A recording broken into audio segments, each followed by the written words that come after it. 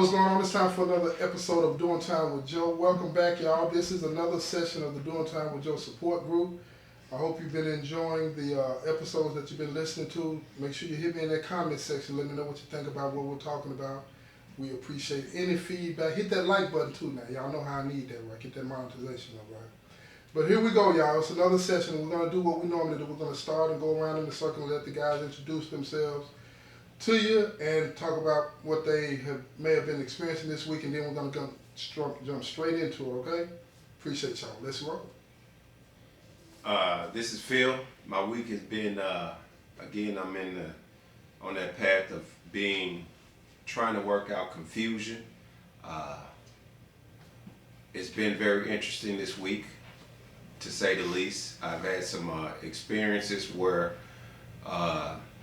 my emotions were up, down, so I'm trying to get to a place of being even keel with the experiences. I did learn something valuable. I know the difference between expecting something and trusting.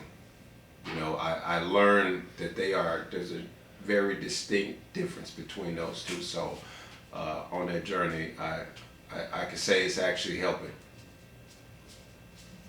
Hey, it's Sean. Hello, people. This week is, some people might look at it on the outside as saying, man, you messed up. But this week has really it's been wonderful. In my journey lately, I've been doing a lot of praying about trying to find out more about who I am and grow spiritually in my relationship with Yahweh. And I've been asking for some things, and he sure poured it on. And you don't learn from just being given a gift. You learn from being challenged. And it's been challenging, but the reward's been wonderful. I've been learning more about myself, and I'm more thankful for it. How y'all doing? This is Corey. Good week. Hardest decision I have to make is what I'm going to wear in the morning. Is it going to be the blue pants with the blue shirt, or the blue shirt with the blue pants? You know, it gets difficult every once in a while. But, you know, wearing the same thing for a quarter of a century helps out. Other than that, I'm aces. Hey, KP here. My week has been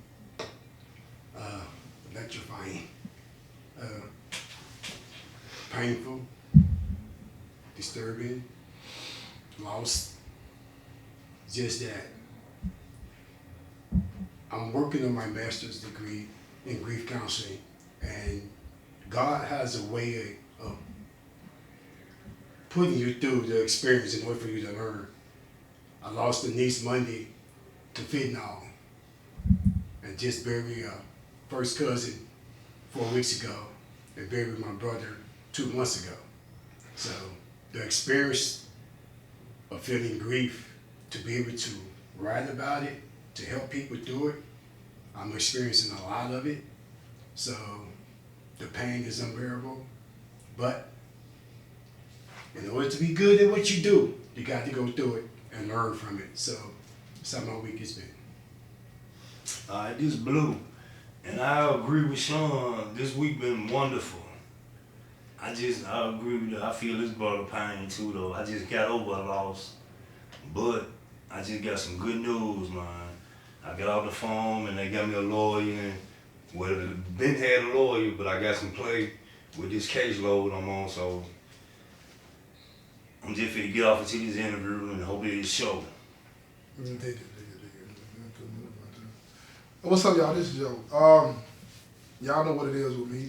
The weeks are the same. I work on the show and experience whatever it is that's going on in here, talking to the guys and going through it and whatnot. But I want to make sure that we stay focused on, you know, trying to be the best version of who we are and then improving on that, right?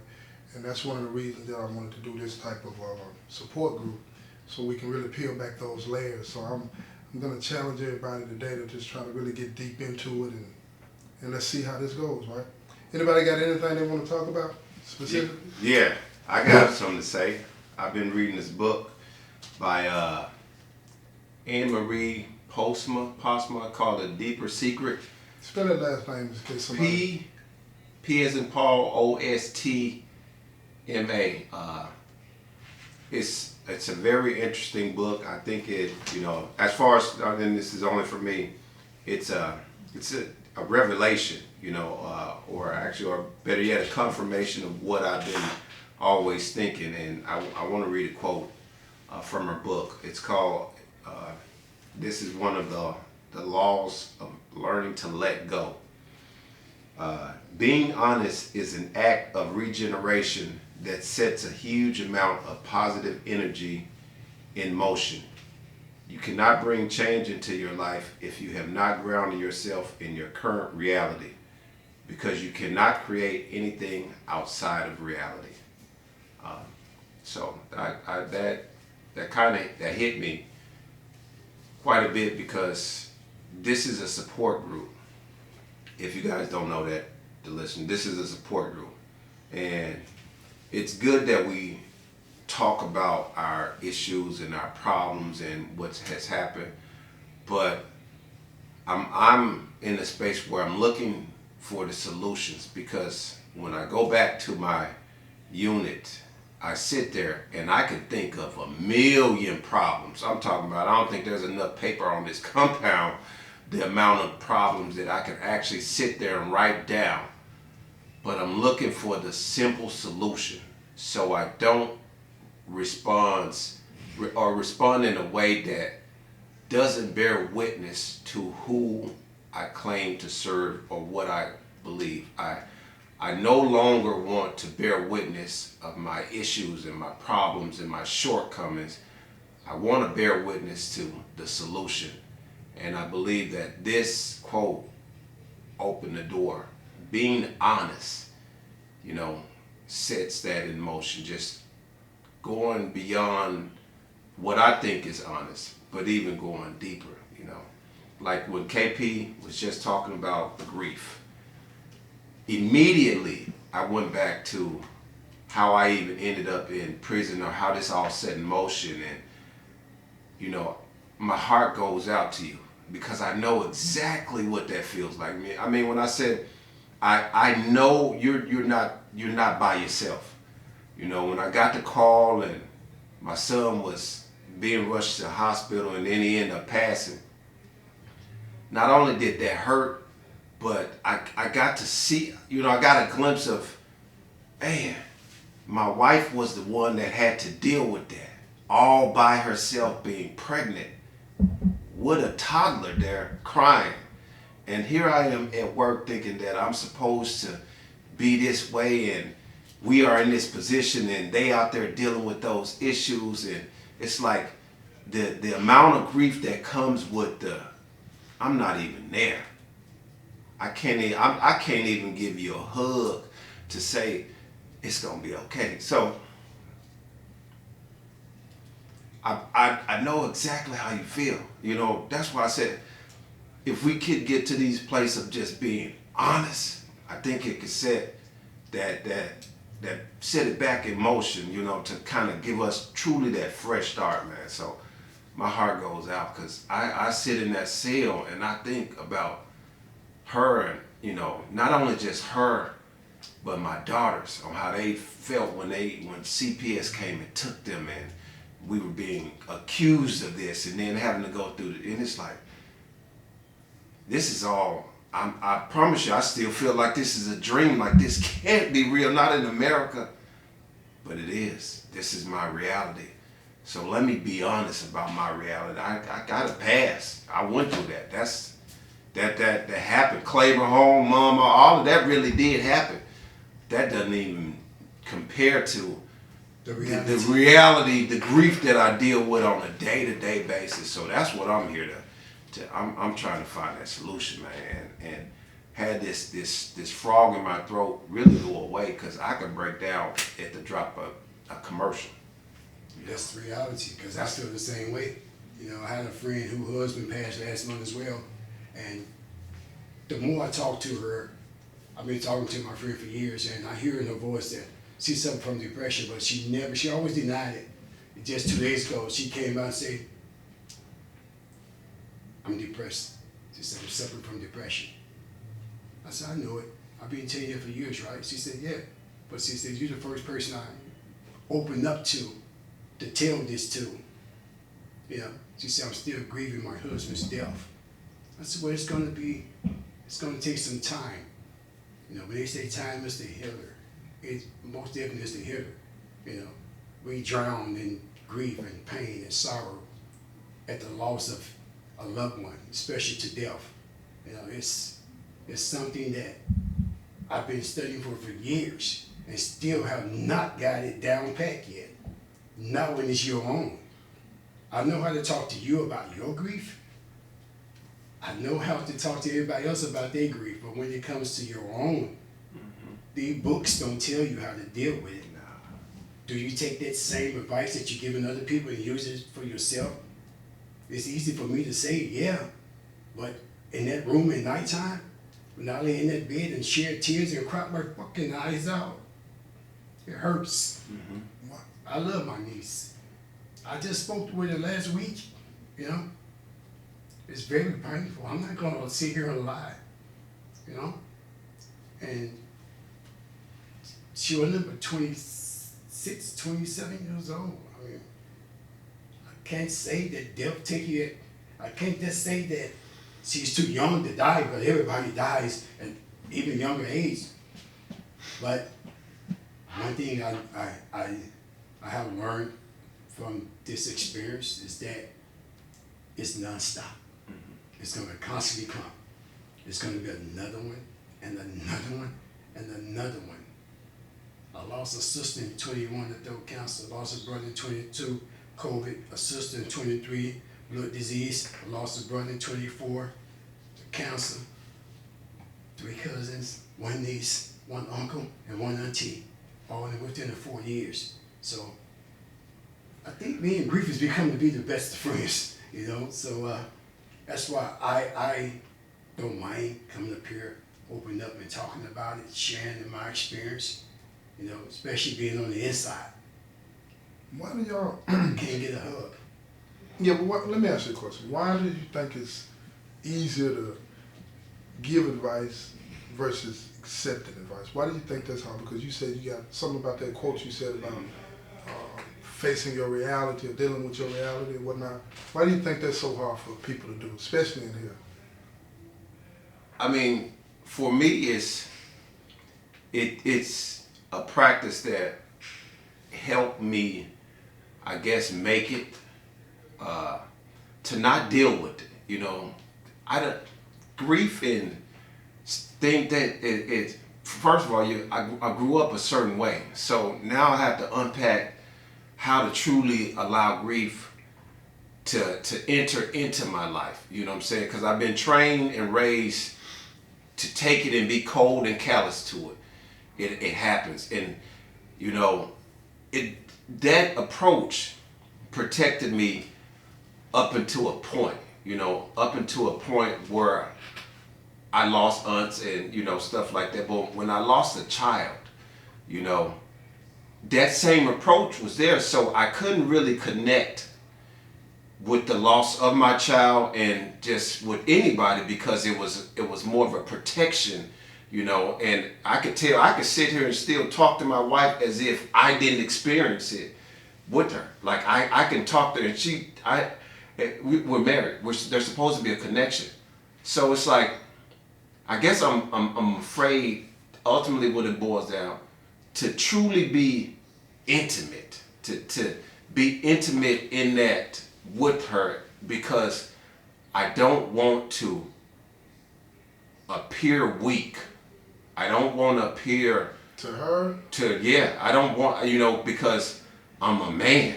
I've been raised, men don't cry, women don't feel this, and men, I've been raised that way. So nobody told me when you might lose your child. You know, nobody ever prepared me to lose a child. I can't imagine any parent preparing their child to, you could lose it. You know what I'm saying? So I guess I went back to, or I created I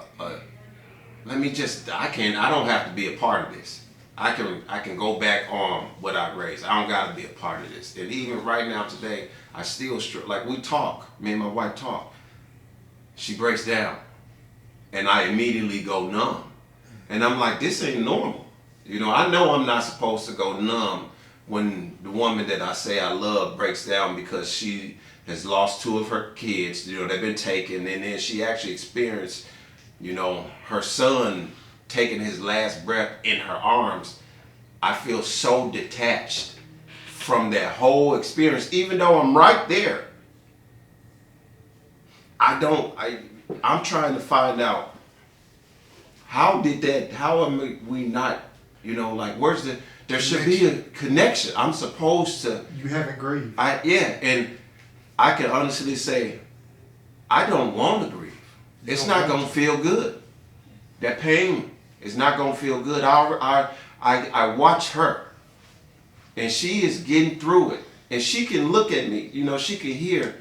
You gotta let this go, and I want to let it go, but I know in order for me to let it go, I gotta grieve, and I don't want to grieve. So it's like, man, I'm stuck with. I got to be honest, and damn, I don't really want to be honest. Well, think about it like this. Right now, you have a live cut. You have it's infected and it's seeping. And until you rip that out, until you do the whole cleanse it out, you're always going to be hurting. Trust me, I buried my brother. I know.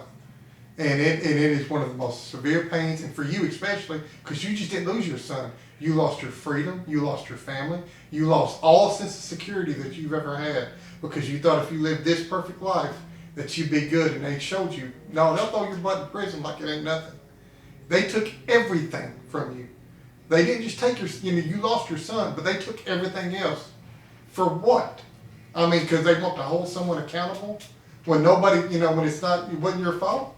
I mean, that's what it is. You don't know what to grieve more. You don't know if you're grieving for your son, if you're grieving for your freedom, for your sense of security that you've lost. I mean, you got a lot going on. Trust me, I know. I'm trying to enter the sheepfold every way besides going through the gate. I'm trying to climb the wall to get to the sheepfold. I'm trying to build a ladder, but I know the only way you're going to get into that pasture, that you gotta go through the gate. You have to go. Yeah, you gotta take And that. I'm just being honest, man. I'm not really trying to go through the gate. I'd rather die than go through the gate. That's how I feel. I know. Trust me, it sucks. Nobody can make you do it. This is a choice you're gonna have to make on your own. I learned that the environment that we are in sometimes plays a big factor in the way we feel, especially when it comes to grief, pain, anything, the environment that we're in.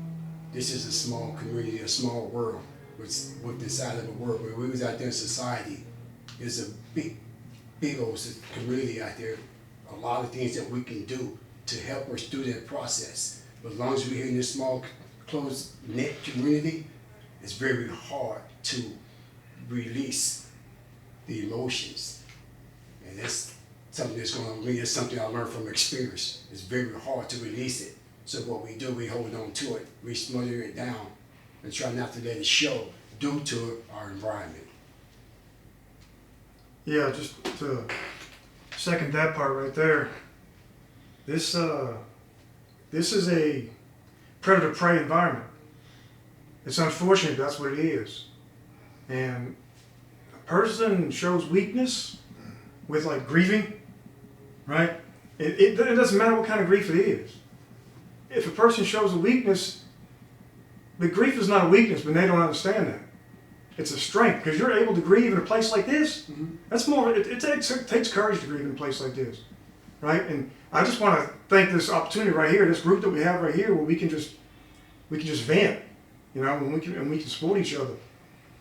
But it's really not easy. My sister and I, we are not talking because of deaths in our family. And of course, she's had to bury both our parents, and I've been in here. And even talking about that, like you said, makes you feel cold, because I haven't experienced that. I wasn't there to experience. It's just not, it's not that we don't have the people around to vent to. Because my brother passed back in May, Sean was there. I gave him a big hug. I cried on his shoulders. You know, I mean, like I say, people out there just got to know who to reach out to, when to reach out to the person, and who to trust in. You know, so when I went to Sean with it, you know, I cried on his shoulder, gave me a big hug. You know, and I appreciate it for that. Thank you. Yeah, absolutely. A whole lot. You know. But that's where I was talking earlier, where you know, about trust and expectation. Mm-hmm. You know what I'm saying? Like, there's a difference. You know, so the ones that I expected that I could do that for, you know, cry on their shoulders, show me that they not that. You know, I like, as far as family members, my mom, you know, like pastors, people that I expected, oh, I can trust that you'll be there. That wasn't the truth. So my options was grieve by yourself or die. That I would rather die than to deal with that pain, because it's so great to where putting me in prison probably was the safest thing at that moment, because if I do cry, Right, we're gonna stop right there, right? And I know that's a cliffhanger for y'all out there, and it is for me in here. So I wanna, I needed to find a place to stop, and this is as good as any. So we're gonna stop right here, and you're gonna have to tune into the next episode to hear what Phil concluded and what he got to. And that when we do come back, I want to ask Phil, do you believe that your reluctance in expressing your grief could it be partly because some people might misconstrue that as guilt? Don't answer that question right now. We're going to do that when we come back, right? It's been another episode of Doing Time with Joe. I'm your host, Joe Baker, and I say peace, y'all. I'm getting so tired.